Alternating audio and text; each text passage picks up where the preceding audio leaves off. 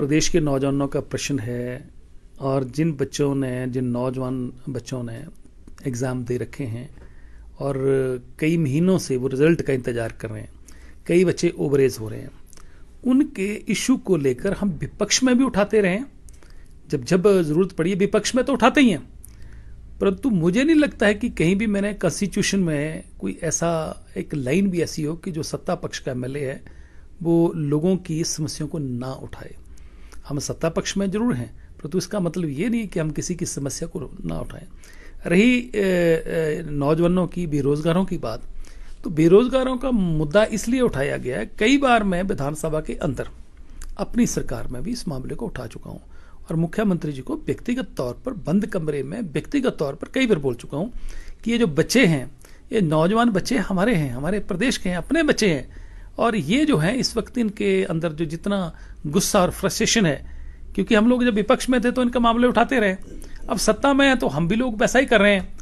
तो हमारे में उनमें क्या फर्क रह गया। तो इसलिए हमने खुले तौर पर पत्र लिखा कि माननीय मुख्यमंत्री जी, बड़े अदब के साथ पत्र लिखा कि ये जो जेओ वाले हैं या दूसरे बच्चे हैं,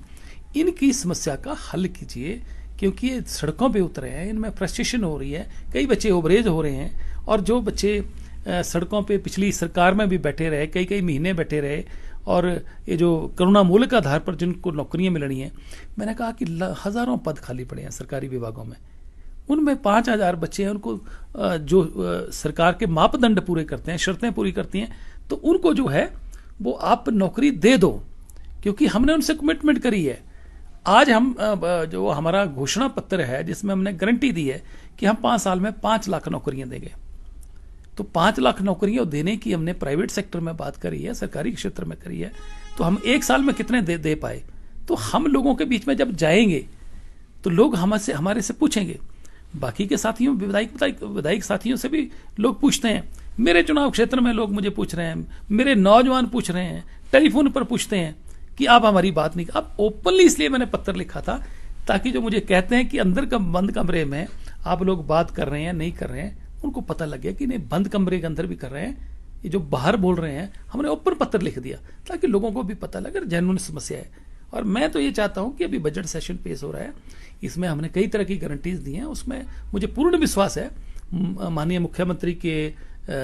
उनकी कार्यकुशलता पर, मुझे उनके नेतृत्व पर पूरा भरोसा है कि ये जो बजट सेशन है हमारा, बजट में इस बार महिलाओं को भी 1,500 रुपया देने की हमने जो है वो गारंटी दी हुई है, और मुझे लगता है कि इस बार वो कुछ ना कुछ बजट में प्रोविजन करेंगे, और भी कई हमारी जो गारंटीज हैं उनको पूरा करने के लिए बजट में दिखेगा, ऐसी मेरी उम्मीद है। क्योंकि अभी लोकसभा का चुनाव आने वाला है, लोकसभा आ गया है, हम लोग लोकसभा के चुनाव में जाएंगे, तो अगर ऐसा कुछ करेंगे तो हम लोगों को बोलने के लिए हो जाएगा। और मुझे लग रहा है कि विजनरी व्यक्ति हैं और मुख्यमंत्री हैं, तो निश्चित तौर पर कुछ ना कुछ वो इस विषय में करेंगे। लेकिन राणा जी, जिस प्रकार से आपने यूथ का मसला उठाया, दूसरी बार आपने पत्र लिखा, तो आपको लगता है कि आपके इस कदम के बाद कुछ उस पर एक्शन हुआ? निश्चित तौर पर मुझे लग रहा है कि मैं आज कहीं पढ़ रहा था कि सबऑर्डिनेट सिलेक्शन बोर्ड हमीरपुर में जो उसको खोलने के आदेश हुए हैं और उनके चेयरमैन भी 21 अधिकारी को लगाया गया है,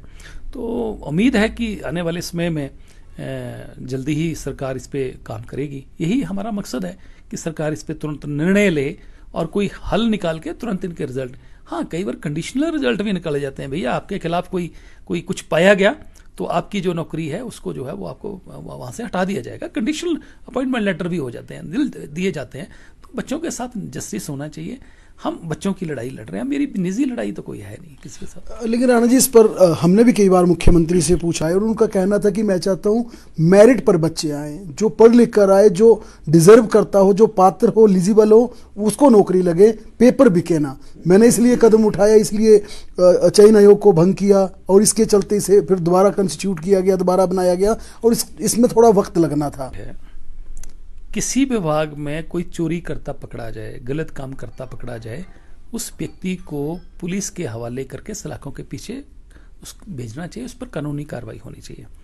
but it does not mean कि कहीं कोई गलत आदमी, 1 आदमी, 2 आदमी, 4 आदमी गलती करते पकड़े जाएं या कोई चोरी करते पकड़े जाएं तो उस विभाग को बंद कर दिया जाए, उसमें कमियों को ठीक किया जाए, दुरुस्ती की जाए, और वहां पर ऑनेस्ट लोगों को जो है वो वहां पर लगाया जाए, ताकि ये जो लोगों ने पेपर देने हैं, नौकरियां निकलनी है, एडवर्टाइजमेंट होनी है, उसकी सिलेक्शन प्रक्रिया पूरी होनी है, उसमें कोई विलंब ना हो। क्योंकि बच्चे नौजवान हैं, पढ़े लिखे हैं, उम्मीद कर रहे हैं, सरकार से उम्मीद होगी उनको। हमने लोगों से कमिटमेंट्स करी हुई हैं और कमिटमेंट पूरी करना